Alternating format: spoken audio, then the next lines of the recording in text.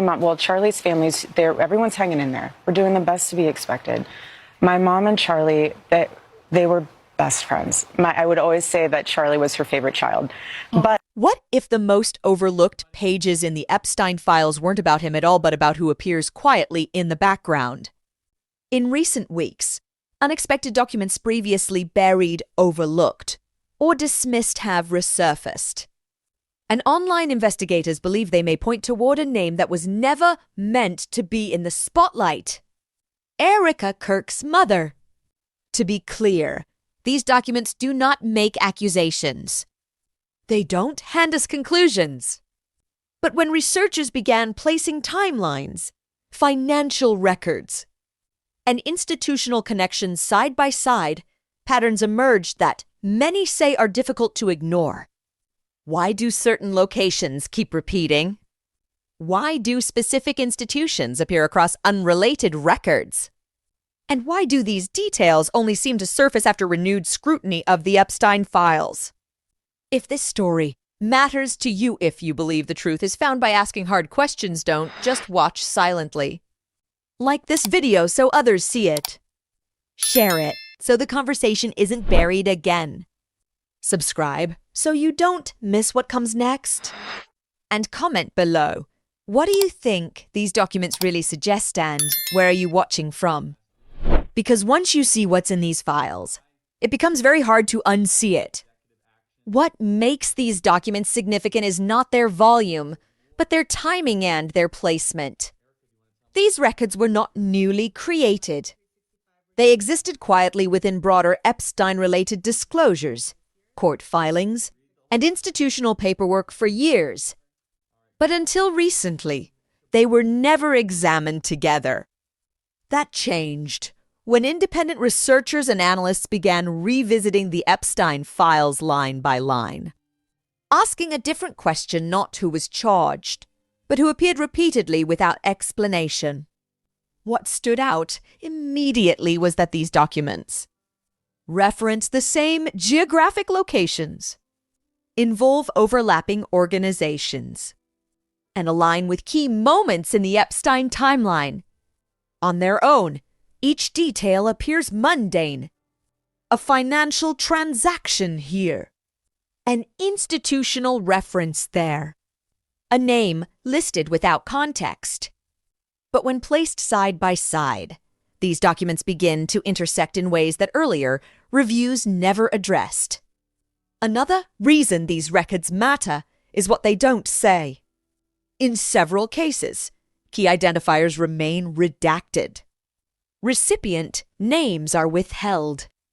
Explanations stop short of clarity. In true crime investigations, silence inside official records often becomes as important as what's written. And it's this silence combined with repetition that has drawn attention toward individuals who were never publicly questioned during the original investigations.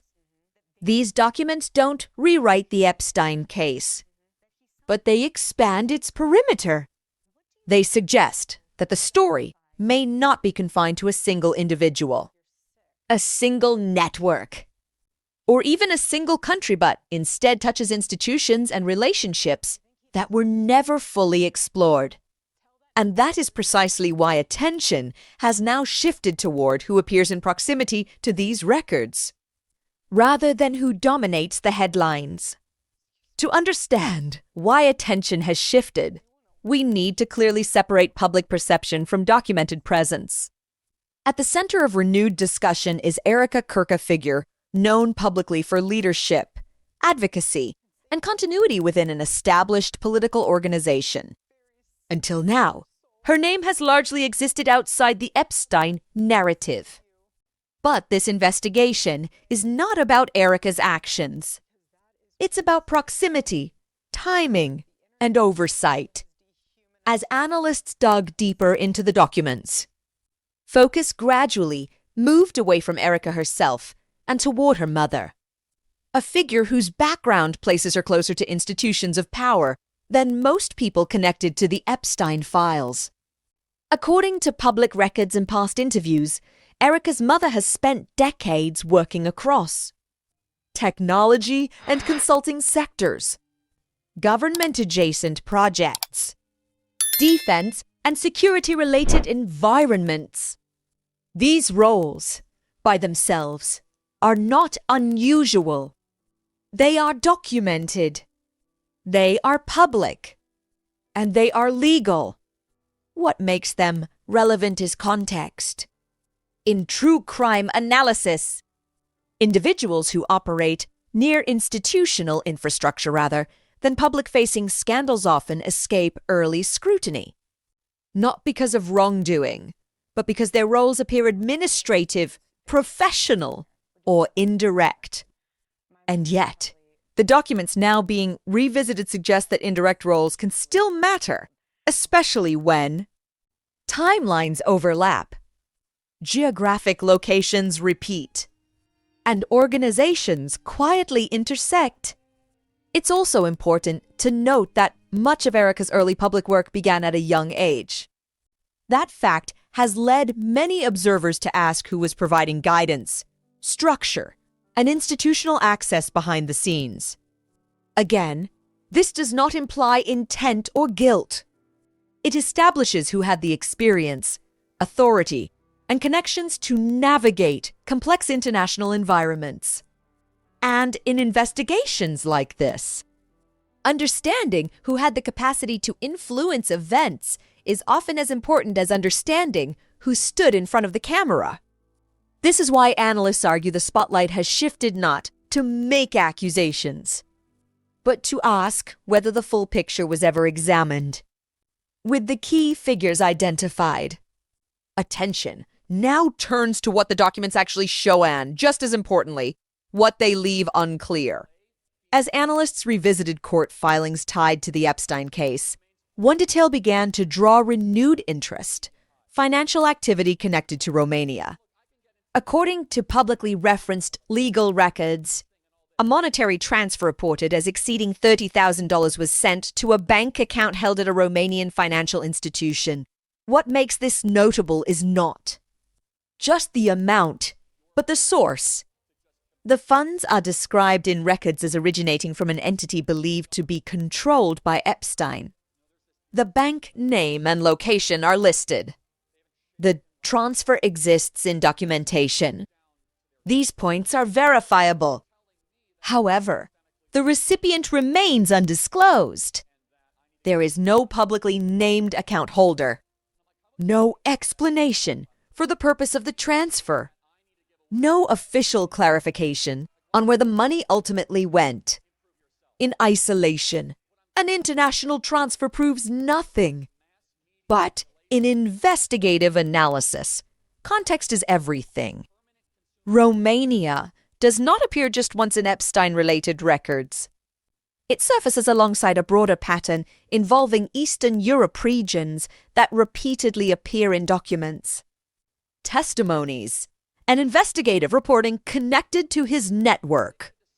When analysts placed this financial data next to other records' organizational ties, project locations, and overlapping timelines, the same country surfaced again. This time linked to philanthropic and institutional activity associated with Erika's early work. To be precise, there is no document that directly states these funds went to a specific individual or organization connected to her family. That distinction matters. But what has raised concern is the absence of transparency. In true crime investigations, money trails are often less about proof and more about direction. They tell investigators where to look next. And here, the direction repeatedly points to the same place without explanation. That unanswered question is what keeps these documents relevant today. Because when financial records intersect with undisclosed recipients, repeated locations, and individuals operating within institutional frameworks, investigators don't rush to conclusions. They pause. They re-examine. And they ask why clarity has never been provided. At this stage, investigators are careful to emphasize one critical point: patterns are not proof. But in true crime analysis, patterns are often the reason investigations reopen. When analysts began placing the documents side by side financial records, institutional affiliations, geographic references, a recurring structure started to form. The same country appears across unrelated files. The same types of organizations surface in different contexts. The same timeframes overlap with key moments in Epstein's documented activity. Individually, each element can be explained away. International work is common. Cross-border transactions happen every day. Institutional partnerships often span multiple regions. But investigators don't examine details in isolation. They examine frequency. Romania is not mentioned once and forgotten. It reappears. And each time it does, it appears without full explanation. What has drawn particular attention is how philanthropic initiatives, financial references, and institutional involvement seem to orbit the same geographic space, even though they are officially described as unrelated. In true crime investigations, this is often referred to as convergence when separate threads begin to lean toward the same focal point. Not because they are connected on paper, but because their paths intersect repeatedly. Importantly, analysts stop short of making claims. No document explicitly links Epstein's funds to any individual discussed here. No record states intent, coordination, or wrongdoing. But pattern recognition is not about declaring guilt. It's about asking why coincidence continues to cluster in one place. And when coincidences begin to cluster, investigators don't close the file. They ask harder questions. To understand why these patterns have drawn heightened scrutiny, investigators began examining institutional proximity, not allegations, but access. Public records and past statements indicate that Erika Kirk's mother built a career working closely with government-adjacent institutions, including projects linked to defense, security, and technology consulting. These roles are documented, lawful, and publicly acknowledged. On their own, they raise no red flags.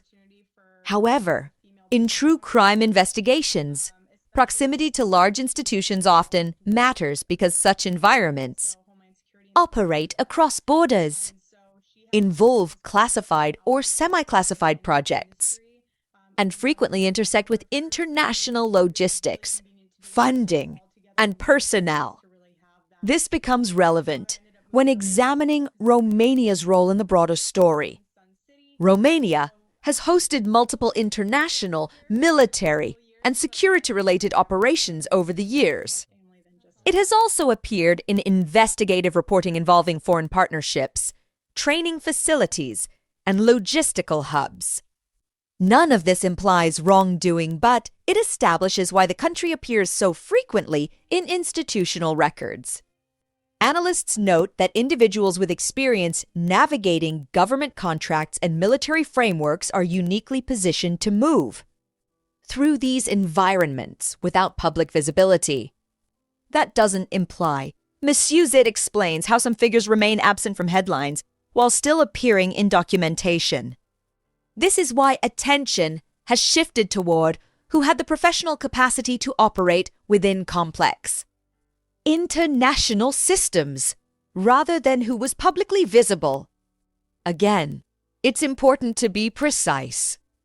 There is no document stating that Erika's mother acted improperly. There is no confirmed link placing her in Epstein's network. What exists instead is institutional overlap, a convergence of government work, international projects, and geographic repetition that investigators believe was never fully examined during earlier reviews. And in true crime analysis, unexamined overlap is often where the most important questions hide. In any complex investigation, what isn't said can be just as revealing as what is. Within these newly revisited documents, multiple silences stand out. Redacted recipients. Some financial transfers list no final payee. Unexplained gaps. Timelines have blank spaces where movement or involvement is unrecorded. Limited context. Certain organizational affiliations appear without description of activities or purpose.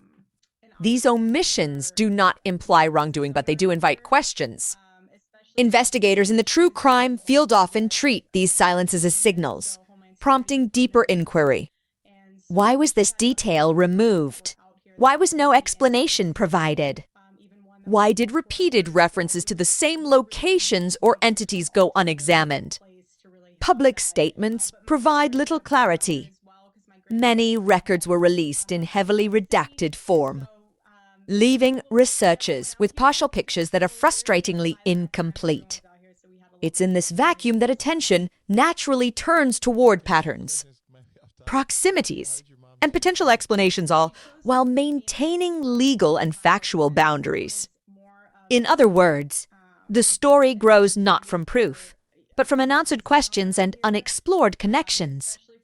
And it is these silences that now place Erika Kirk's mother at the center of renewed discussion. Again, this is not an accusation, just an observation of where investigators are looking next. Even as the documents and patterns draw attention, an expert approach requires including alternative perspectives and skepticism. Some analysts and viewers caution that coincidences can be misleading. For example, financial transfers to Romania may be purely philanthropic or administrative. Overlapping locations could reflect legitimate international operations, not conspiratorial activity. Institutional proximity government, military, or consulting does not equal collusion or wrongdoing. Public reactions highlight this tension. Comments, social media discussions, and independent blogs show two main camps. 1. Skeptics emphasize that nothing in the documents directly accuses anyone. Patterns may be circumstantial. 2. Concerned observers focus on unanswered questions, redacted names, and repeated geographic or organizational overlaps. This section strengthens credibility because it signals to viewers that the narrative is not pushing assumptions as facts. Instead, it presents investigative curiosity, patterns, silences, and questions that warrant further exploration. Importantly, public figures like Erika Kirk and her mother have remained quiet on these documents, which itself raises questions, but again, silence is not guilt. Analysts stress that the story is about what is known, what is unknown, and what remains undisclosed. Finally, including skeptic perspectives makes the narrative more balanced and journalistic, ensuring viewers understand the difference between correlation, coincidence, and confirmed connections. After examining documents, patterns, institutional proximity, and public reactions, the narrative returns to the core question. What do these newly surfaced Epstein files really reveal about Erika Kirk's mother? The story is not about accusations. It's about unexplored connections, repeated locations, and unresolved questions that have persisted despite years of public scrutiny. That certain transfers, timelines, and institutional links converge repeatedly. Key recipients and details remain redacted. Context for these overlaps is incomplete. In essence, the mystery deepens because the full story has never been fully illuminated. True crime experts often stress that revisiting old records can reveal new perspectives, even when no new smoking gun emerges. The documents suggest that Erika Kirk's mother occupied roles and positions that placed her at the crossroads of several overlapping networks, without any public acknowledgement or explanation. And while nothing in these documents directly proves misconduct. The gaps and patterns are enough to prompt renewed investigation and public curiosity. It is this combination of documented activity, silences, and repeated intersections that keeps the mystery alive and keeps viewers asking, what has truly been overlooked? The Epstein files have been scrutinized for years. Yet, these new documents remind us some questions remain unanswered. And some patterns continue to emerge long after headlines fade. Erika Kirk's mother's presence in these records is not a conclusion, it's a prompt. A prompt to look closer, ask harder questions, and examine what might have been ignored or overlooked. The story doesn't end here. There are still gaps, redacted details, and overlapping timelines that demand attention. And every unanswered question is an invitation to the public, to investigators, and to anyone who seeks the truth. So now, it's up to you. I'm Detective B. If you're fascinated by real life, mysteries, and criminal investigations, tap like, subscribe, and share your opinion in the comments. I'd love to know where you're watching from and what you think about today's case. Make sure to subscribe and turn on the notification bell so you never miss a new episode. Until next time, stay curious, stay vigilant, and remember, in true crime, the line between fact and perception is often thinner than we realize.